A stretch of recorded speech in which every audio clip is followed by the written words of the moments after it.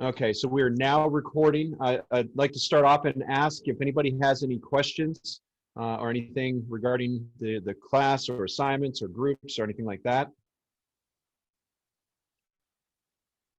Okay. I just got around to, I started grading some of the um, group projects and getting into the discussions, the pack back. I do want to make a mention of something that I noticed with the other class. I haven't really gotten around to our class yet, but please make sure, this seems to be a common occurrence, common enough that I have to mention it. If you're doing the peer evaluations, please make sure that you're filling them out or sending me the correct one that is filled out, because I received a lot from the other classes that were just basically the file that they downloaded. And I know they did the work because people were rating them as well. So anyway, just if that happened to you and you did not get submit the right form, I'll let you know, and I'm going to give you a chance this time to resubmit it if that's the case. Okay. But yeah, I'll let you know who those probably in the next couple hours here as I'm going through those grades. All right. Any questions before we begin? Okay. Oh, go ahead. I was just gonna say no, I don't have a question. Okay. All right. Point taken. All right. So last week, or I'm sorry, earlier this week, we were talking about classical conditioning, right? So classical conditioning occurs when we present a stimulus, and that stimulus evokes an action or behavior well, the example we used were dogs, but very much applies to people as well. So usually those stimuli evoke some kind of physiological response, like to hunger, to thirst, to anxiety, to procreation, like sexual reproduction. All these biological desires and needs that we have to be satiated are usually addressed through classical conditioning, right?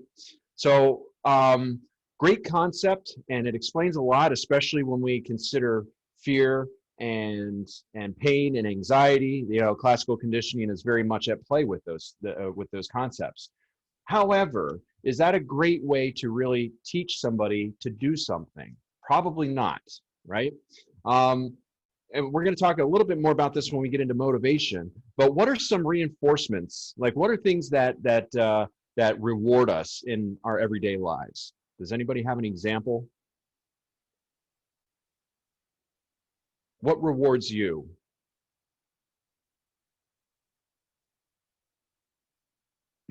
Taking a nap.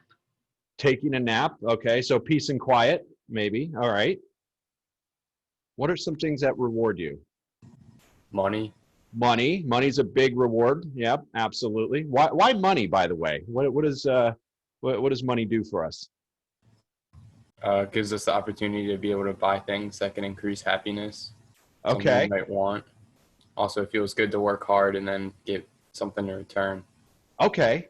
We consider money to be a secondary reinforcement because, and if you think back to what we talked about with classical conditioning, in fact, you hear it in our language, we need money to survive, right? I know a lot of people that survive that don't have money, but we've equated eating well, living in a secure environment, as things that are purchased or that are gained by having money to do those things. So yeah, money is a reward, right? Yeah, it might be food. Some people might be rewarded with food. What else? What are some yeah, peace and quiet, tranquility, being calm? That might be a reward. Absolutely. So before we get into that, I do want to circle back around because we didn't get a chance on Wednesday to talk about it. But I'm going to share my screen with you here. So a couple other terms within classical conditioning before we move on from that are acquisition, extinction, and reacquisition. Okay. So what that, and I know your book kind of briefly, or your book talked about it, but I thought it was worth mentioning. So what happens when we pair, this says conditioned stimulus to an unconditioned stimulus. So what they meant to say was Well, neutral I stimulus. can't see what's on the Oh, screen. I'm sorry. Yep, thank you. Get ahead of myself sometimes. All right, so what happens with acquisition is we pair the neutral stimulus with the unconditioned stimulus to get a conditioned response, right? So we see that, and using the example of Pavlov's dog, salivation occurs, right? The more he paired a bell with food, the more the dog salivated. We saw an increase in behavior or response to that stimulus, right?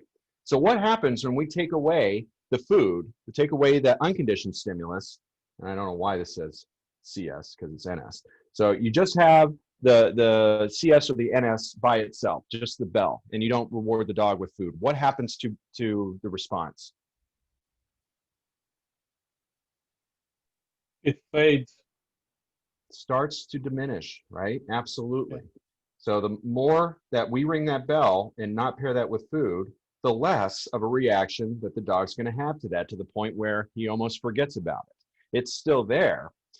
So it doesn't completely go away. And that's evident because if we start pairing that bell with that food again, we're going to see like a sharp increase in response to that, because it's almost like that the dog or the person learned what that was. They didn't completely forget about it. And as soon as you pair them back again, we see an immediate reaction to that. And we really see that. The reason I bring that up is when we talk about addiction, we see a very similar trend with addiction models. So people tend to build up the tolerance. We see that curve, that trajectory here, where people build up a tolerance and then they stop. They stop using, they either go to rehab or whatever. And as soon as if they were to relapse and go into spontaneous, it's almost spontaneous recovery, because they get right back into those behaviors again. It's almost like it never even went away in a fraction of the time. All right, so that's why I brought that up. Any question on acquisition, extinction, or spontaneous recovery? Or any comments? All right. So today we're going to spend a little bit of time on operant conditioning. Now, what is operant conditioning? Operant conditioning is a little bit different than classical conditioning in that we have the behavior first, and then the stimulus is provided, usually in the form of a reward or a punishment, okay? And based on how either pleasant or unpleasant that consequence is, we're going to be able to predict whether or not that behavior is going to increase or decrease. All right, so keep those two things in mind. So we have the action followed by the consequence.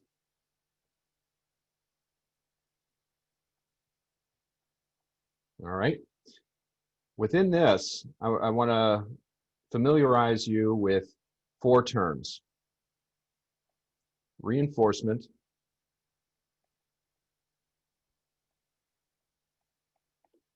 punishment, punishment. I don't even know what language that is. Punishment, positive, and negative. Now, make sure you understand these terms because you're going to need these for your homework assignment, okay?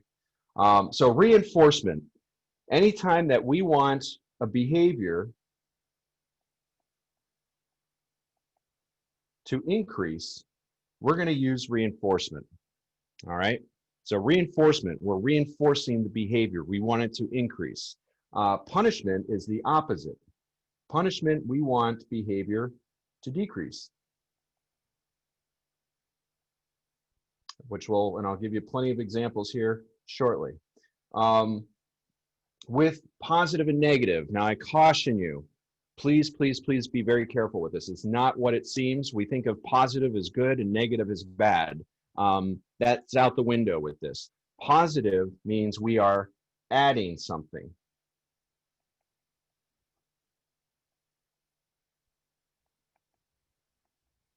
And negative is we are taking something away. Now that could be pleasant or unpleasant depending on the context in which we're using it, okay? So for example, let me see if I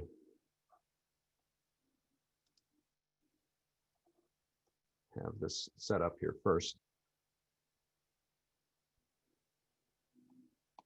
All right, so let's do some examples here and see how we do with these.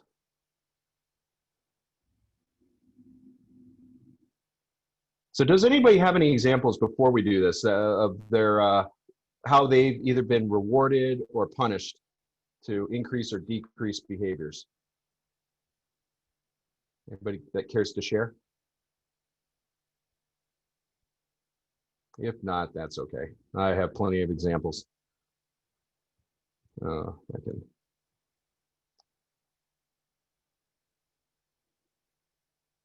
All right.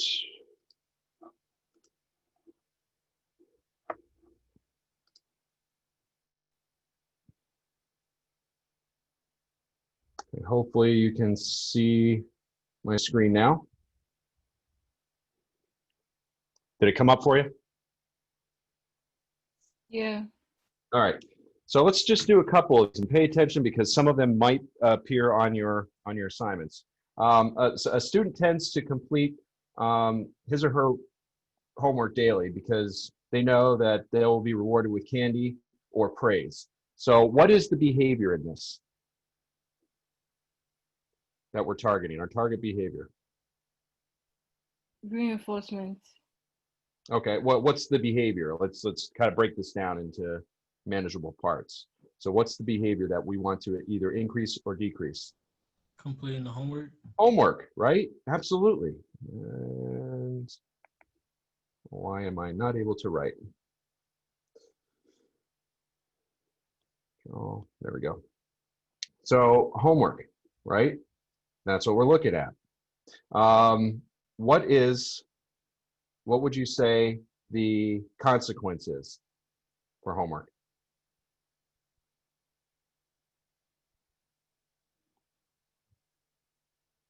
Anybody?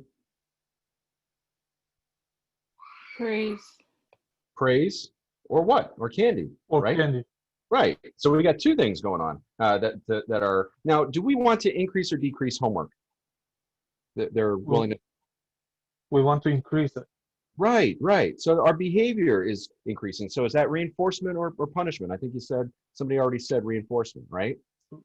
So we're reinforcing because we want that behavior to increase. Now, positive or negative? Is this? Would you say this is positive or negative reinforcement?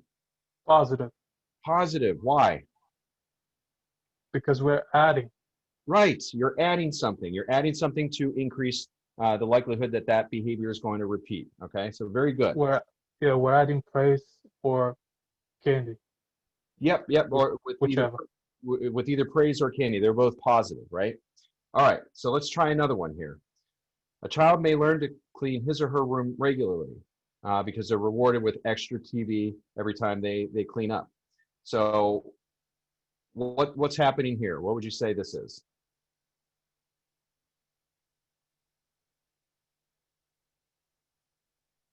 That's also positive reinforcement. Exactly. Positive reinforcement because We're adding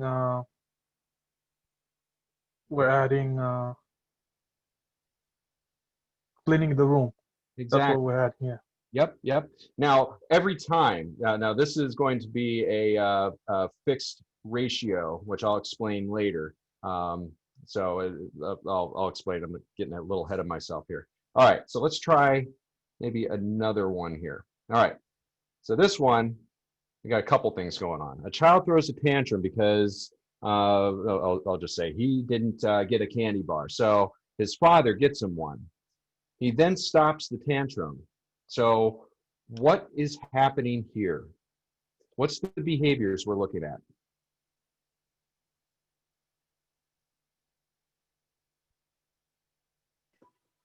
The tantrums. Tantrum, and So somebody said something else. What was that? Kind of really have two things going on here. Father gets him one, right? His father is increasing his behavior on getting him candy bar, because what is, we'll say little Billy, what is he learning right now? He's learning, if we throw a tantrum, I get what I want, right? So what is, we're gonna kind of break this down into two parts here, child and father. All right, so what's happening with the child? What kind of, is it reinforcement or punishment? I think it's punishment. Okay, punishment, why punishment? Because he's throwing a tantrum. Okay, anybody else? Because we I, wanted thi- to. I, Mhm. I'm sorry. I think the father is reinforcing his tantrum behavior Okay, by getting him one, we have, whatever he's crying for. right, exactly. We have two reinforcements going here, because what's the child going to do next time he wants a candy bar? Throw a tantrum. He's going to throw a tantrum because dad gets it for him, right? So we have two reinforcements going here. Okay, now for the $20 million question of the day. What's what? What is it? Which one is positive? Which one is negative? Are they both positive or are they both negative? Both negative. Which one's negative? Tantrum. The tantrum. Tantrum, exactly. Negative reinforced there. Why? Because the tantrum is unpleasant for the dad, right? The child's throwing a tantrum is unpleasant for the father. So he stops, he takes away the tantrum, he takes away that unpleasantness, that screaming and carrying on when he gets what he wants. So that's that the child is presenting with negative reinforcement. However, what's the father doing to the child? He's adding, He's adding. So that's so positive, it's positive. right? He's positively reinforcing the child because he's giving him what he wants in order to make him stop. Okay, so the father is being positively reinforced. All right, does that make sense? You with me so far? All right, Yes. let's try another one here. So after hitting a classmate, a student is made to sit alone in class and no one is allowed to talk to him or sit with him. So what is the behavior here that we're looking at? Hitting someone. Yeah, hitting a classmate. Do we want that to increase or decrease? To Decrease. decrease. Decrease, exactly. So what would we call that? A negative reinforcement. Punishment. Punishment. Punishment, negative Oh. punishment, okay? Because remember, punishment is when we want the behavior to decrease. Now you said negative. Now negative is correct because what's happening is they're taking away the ability for him, they're isolating. So it's negative punishment. They're not really adding anything unpleasant. They're just taking him away and isolating him until the behavior improves, or I'm sorry, the hitting decreases. Okay, so that would be considered negative punishment. Another example of negative punishment would be maybe some of you are familiar if you ever were grounded by your parents. They do what when they ground you? What do they tend to do? Send you to your room and take away your electronics. Right, right. They isolate you. They take things away, and the only way that you get them back is if you decrease whatever behavior it is. Either talking back. Hopefully, nobody in this class ever talked back to their parents, right? I know I didn't. I'm joking. So that grounding would be an example of negative punishment. How about an employee getting criticized in front of the whole office by his boss in having certain privileges taken away as a consequence to his bad behavior? So what is the behavior, our target behavior?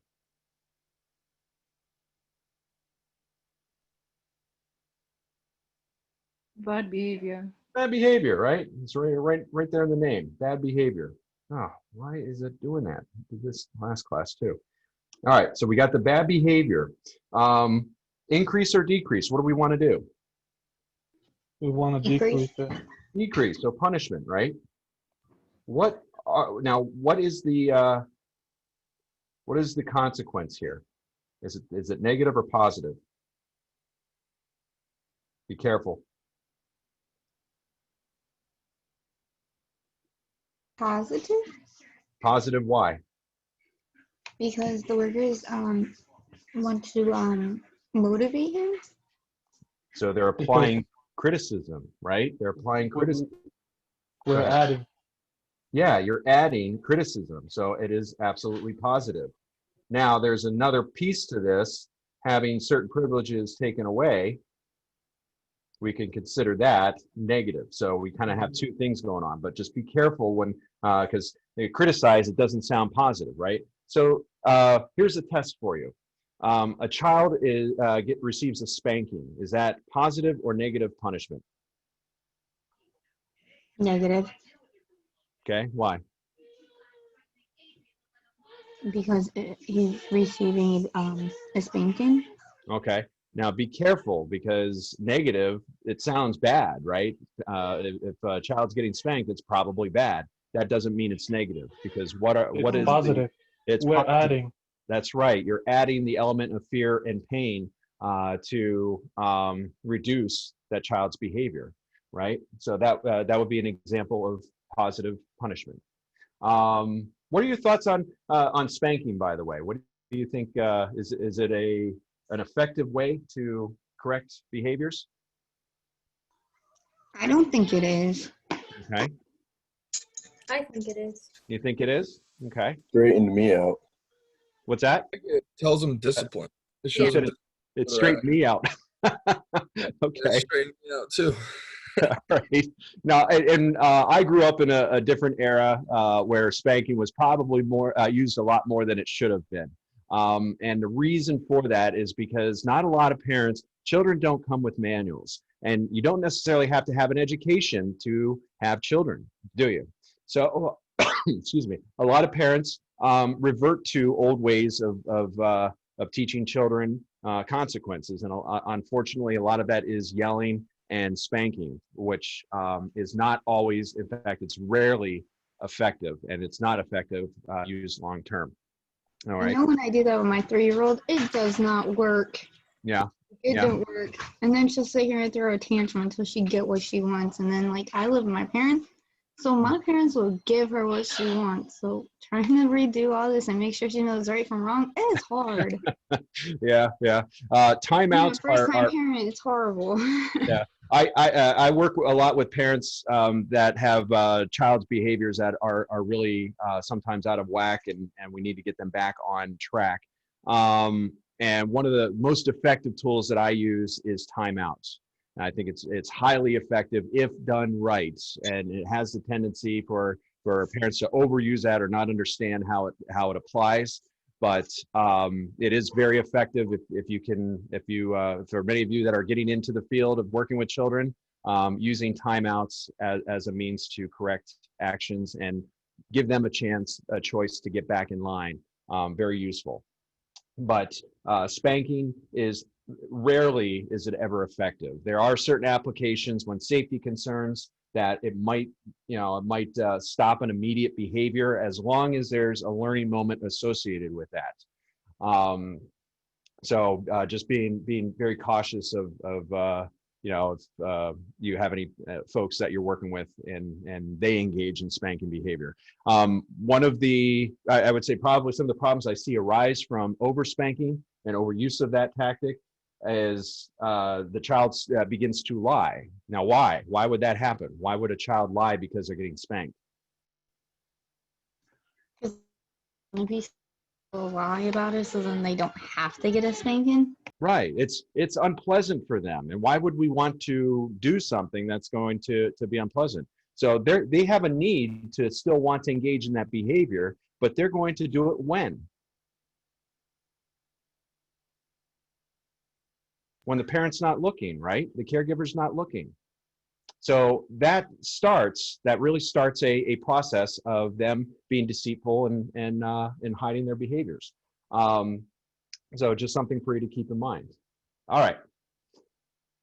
So I also wanted to cover, let me share my screen with you. Any questions so far on operant conditioning?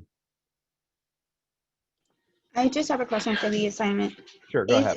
With all the ones for the operant conditioning examples, that one, is it all going to be like, is all the questions going to be like, have like two difference between a negative and a positive type thing? Or is some of them just going to have one answer to them and then some will have two? Yeah, well, you tell me. You could have two, like that last example we had with the not the last example, the one prior to that, with the child throwing a tantrum. We had two behaviors going on there. We had dad's behavior of giving the child what he wants and the child's behavior of throwing a tantrum to get what he wants. So we had two answers for that. So if you have something similar that has two different players in there, the chances are you could answer that with two different answers. Okay, give two different answers to that. Does that make sense? Yeah. All right. So let's talk about schedules of reinforcement, because these are important, especially if you're using operant conditioning. Now, many of you have probably been rewarded for your academics back in maybe first, second, and third grade, right? So if your teacher or your parents wanted you to read a book or memorize your times tables, what were some of the rewards that they gave you for doing those? Does anybody have any examples of that?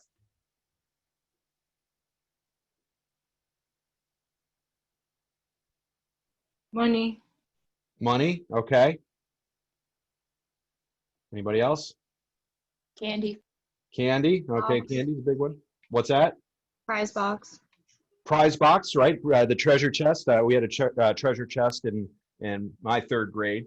But that is a way to really, for parents to dupe kids into learning things. Because we learn automatically. We want to learn. Our minds are like sponges, especially at a young age. But to keep kids on a certain schedule and make sure that they're meeting their milestones academically, teachers employ certain tactics that trick kids into wanting to learn. And that might be prize box, that might be candy, that might be money, or taking kids out to dinner if they've made book of the month club or whatever, right?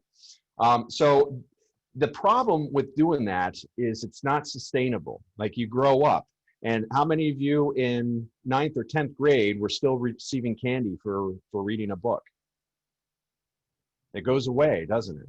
So it's not sustainable. It's not a one-to-one reward system is not sustainable. It gets costly. And you'll find that out when many of you are in your classroom environments or teaching environments and trying to transfer skills to children. You're not going to be able to give them a reward every time. So setting up a schedule of reinforcement is very helpful in reducing the effort and still maintaining that behavior. So a couple of terms I want you to be familiar with is ratio and interval. So ratio, put simply, is number of occurrences.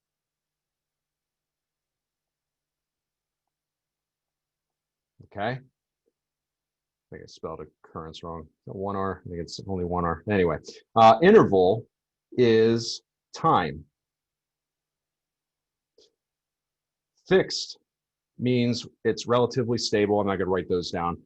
And variable means there's no set interval or ratio. Okay. So the first one that I'm going to explain to you is fixed ratio. Now, how many of you like Starbucks or Subway? I do.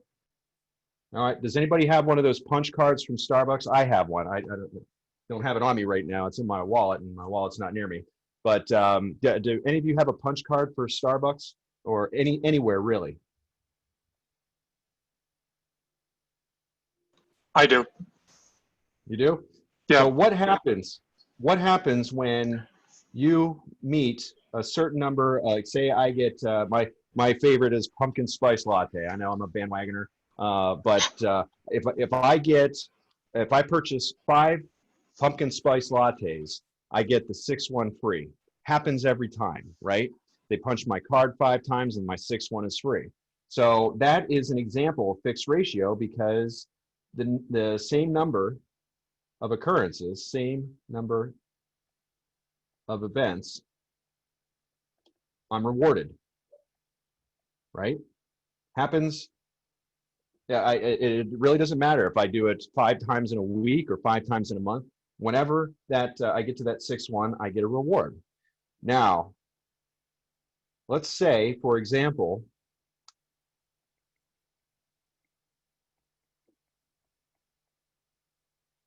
every Thursday, I go into Starbucks and they give me a free pumpkin spice latte.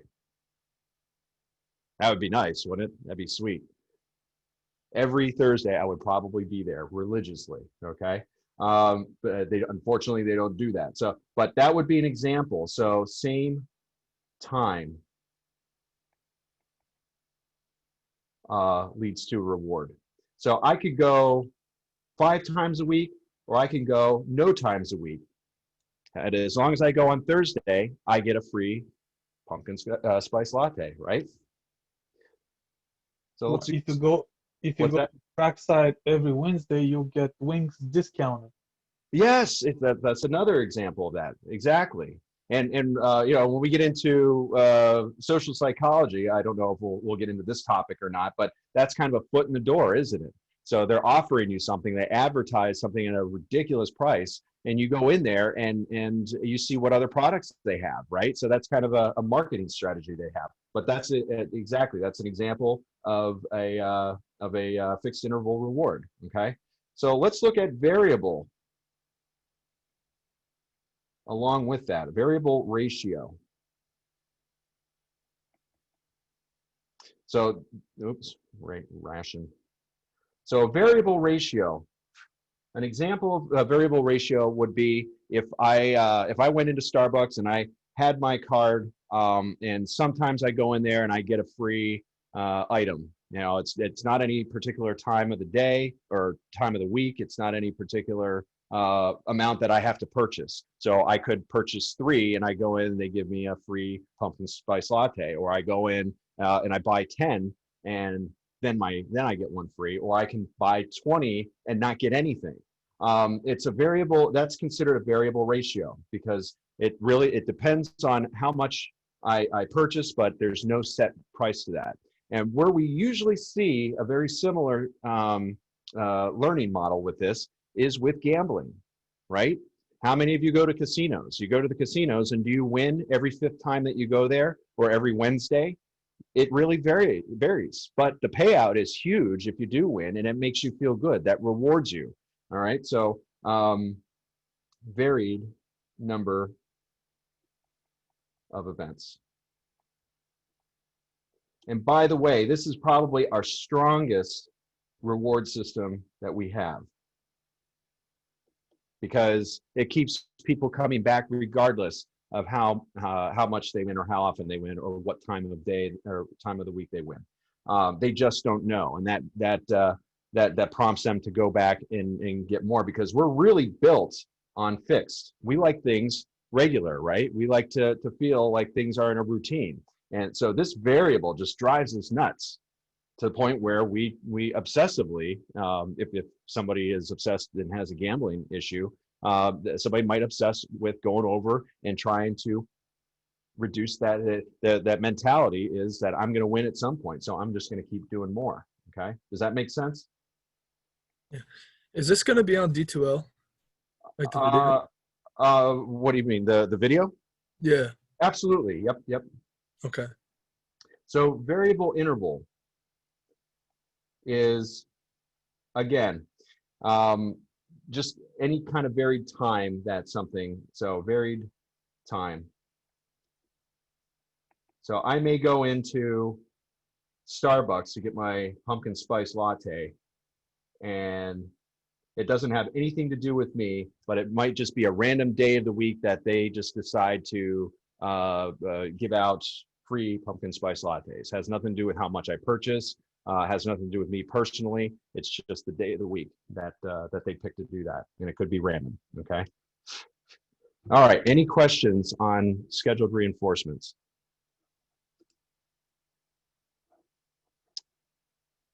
All right. How do you feel about how do you feel about operant condition in general? Is it making sense? Yes. All right. Yeah. All right. So I'm actually gonna stop here now. I did, like I said, I wanted to cover classical conditioning and operant conditioning just because it's it's a big part of what many of you are going to be doing if you're going out into marketing. If you get into marketing strategies, or even if you're working with employees, if you have employees that are working under you and you're trying to figure out ways to motivate them. You're going to look at the schedule of reinforcement because you're not going to be able to give them an incentive every single time that they perform well, right? You're going to want certain things to be automatic for them. So you'll look at reducing the number of times that you're rewarding them in hopes that this just becomes part of their job. All right. So chances are you're probably going to be using this in some form in your lives and in your careers. All right. Any questions at all? I just have a question. Go ahead. When is the midterm supposed to be? The midterm is going to be week 7, so not next week, but the week after. And what I'm going to be working on this weekend is putting that together and also doing better study quizzes that I'm going to hopefully have rolled out this weekend. What I do encourage you to do, so the midterm exam is going to be 50 questions, 2 points each for a total of 100 points. They're all multiple choice. You'll have 90 minutes to take it. If you're well studied, I've seen people, some students have taken this quiz or taken this midterm, and they got 100% in just maybe 10 or 11 minutes of taking it. So if you study well, you'll do very well on this. Ways that you can study. Your quizzes, all the items that are going to be on the midterm are going to be directly pulled from your quizzes. So if you go back through, you can take your quizzes as many times as you want and practice that way. And like I said, I'm thinking I'm probably going to have something rolled out this weekend for practice quizzes, and I'll let you know where those are. But yeah, they're basically going to be the same thing. It's just that you won't have to cycle through 10 at a time. It'll have all of them on there. I will not be providing the answers on the practice quizzes, so please don't email me and ask me what the answers are. Those are for you to look up. And I think that's really about it. So how that will work with the midterm is I'm going to have it open as of Monday morning on week 7, and I'm going to ask that you have it completed by Friday midnight. So you have all week to take that. The reason why I'm asking to have it done because Sunday night I have to submit your midterm grades, so I need to have that those calculated and tabulated by Saturday. All right. Any other questions? All right. If nothing else, I thank you for your time and your attention. I hope you have a safe and restful and wonderful weekend. I'll stick around for a few minutes here, just in case anybody has any questions or they need to speak with me one-on-one. Have a good weekend. What is our homework for this weekend? It's on D2L. It's I believe it's either Friday or Saturday, but if you go into D2L, it'll give you the due date. Okay, thank you. Yep. Have a good weekend. Yep, you too.